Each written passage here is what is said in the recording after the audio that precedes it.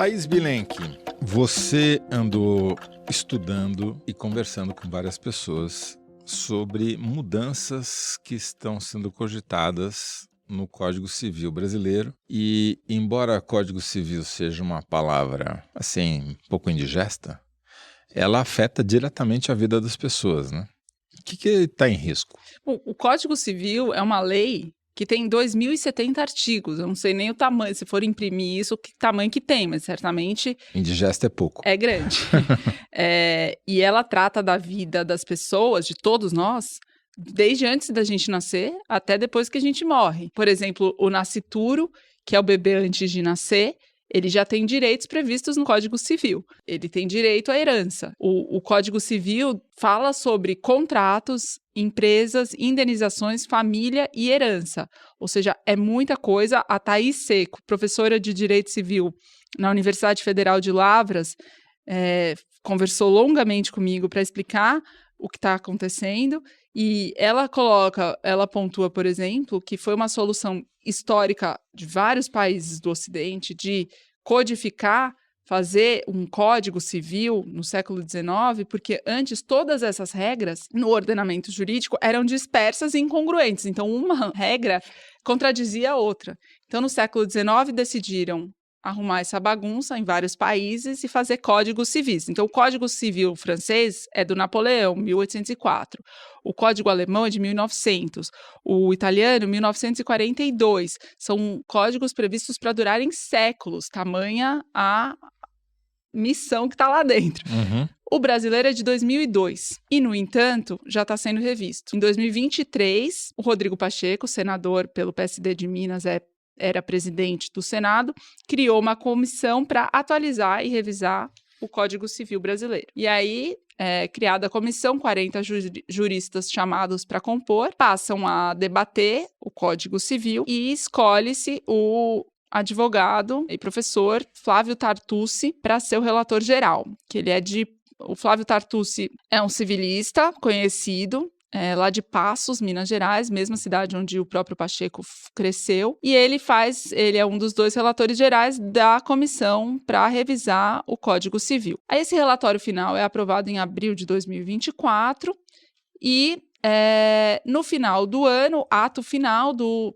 Rodrigo Pacheco como presidente do Senado é apresentar um relatório para fazer o anteprojeto que foi votado na comissão virar um projeto de lei para tramitar no Senado Federal. Uhum. Então, só para recapitular, ele cria uma comissão de juristas que fazem um debate em menos de um ano sobre todo o Código Civil, seus mais de 2.000 artigos, entrega um relatório final e o Pacheco transforma o relatório final num projeto de lei que ele apresenta para o Senado debater.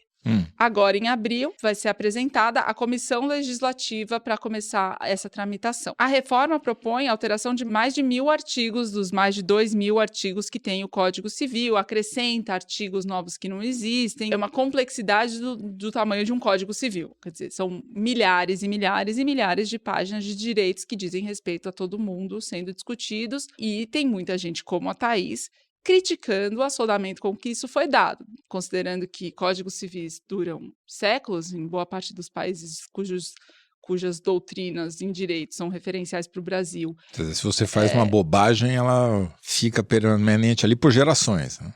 Fica permanente, mas assim, a jurisprudência hoje já corrigiu coisas que o Código Civil não previu porque a sociedade é viva. Então, por exemplo, união homoafetiva, que não está prevista no Código Civil, a jurisprudência passou a adotar. Então, de alguma forma, o direito tem recursos para driblar certas leis e artigos que caducam. A questão é que está posta que um Código Civil ele é muito complexo, porque ele abrange a vida privada das pessoas nas questões mais fundamentais, e é muito difícil, em menos de um ano, você revisar tantos artigos assim. Dá um exemplo para a gente de alguma coisa que seja fundamental na vida das pessoas que corre o risco de mudar. Bom, o primeiro exemplo que eu vou dar aqui é sobre um artigo que fala de planejamento familiar. E aí, no parágrafo 1º desse artigo, 1º A, eles redigiram a seguinte lei. A potencialidade de vida humana pré-uterina e a vida humana pré-uterina e uterina são expressões da dignidade humana e da paternidade e maternidade responsáveis. Aí esse artigo foi redigido dessa forma e foi levado a debate na comissão dos juristas para debater o Código Civil. E em dado momento, estica daqui, estica dali, o pessoal da extrema-direita começou a dizer que era um artigo abortista. E aí os relatores, inclusive o relator geral, falaram, não, nós somos concepcionistas, essa compreensão de vocês não se aplica, a gente não está falando de aborto. E aí falaram, não, então vamos tirar esse trecho, vamos deixar uma coisa mais objetiva. Eles falaram, não, a gente quer manter. E aí uma das juristas da comissão falou, bom, o que vocês estão querendo colocar aí é para proibir comércio de gametas. Falaram, sim, é isso mesmo. Por quê? Porque a potencialidade de vida humana pré-uterina são os gametas. A vida humana pré-uterina são os embriões. E a vida humana uterina são os fetos. Aí falaram, mas por que a gente não redige assim, né, com essa linguagem? E dizer que a gente está dizendo que é proibido, é vedado o comércio de gametas. E aí falaram, não, a gente quer escrever essa redação, que é a redação que foi colocada no anteprojeto, no relatório final, que é essa. O que tem de problemático aí, Toledo? A Thaís Seco levanta. Naquele caso, que é mais de um, infelizmente, de meninas menores de idade, abusadas, que precisam ser encaminhadas para aborto, são crianças grávidas, vítimas de estupro, elas precisam de autorização dos seus pais para poderem realizar o aborto. Nem sempre os pais têm, enfim, às vezes eles têm visões religiosas que proíbem, né, de foro íntimo a realização do aborto. E aí precisa de uma intervenção do Ministério Público, por exemplo.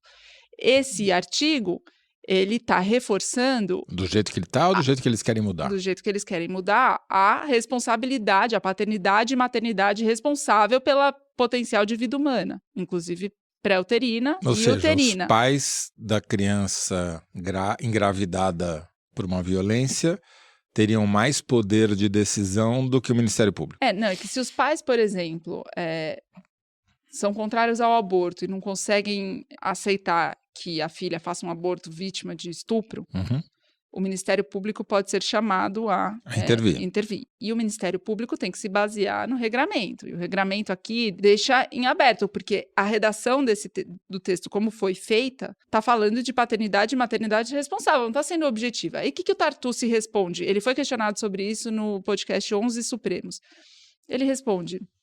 Isso é Código Penal, não é Código Civil. A gente não pode usar o Código Civil para uma decisão de direito penal. Mas o que a Thaís Seco e muitos civilistas que fazem coro a essa visão estão dizendo é que várias vezes você usa uma lei para dar reflexo na lei, num outro código, numa outra lei, para um outro caso, e a gente viu isso acontecer diversas vezes, inclusive nessa questão do aborto. Uma redação subjetiva, ambígua, como essa, pode dar margem para decisões de juízes que estão lá na primeira instância, entendeu? Decidindo com base nas suas próprias concepções e visões de mundo. Então, se eu entendi bem, então, essa mudança que é aparentemente inócua no Código Civil, ou que tentam vender como inócua no Código Civil, deixando ele mais ambíguo, abriria maiores possibilidades para magistrados, pais, políticos e defensores da política contra o aborto de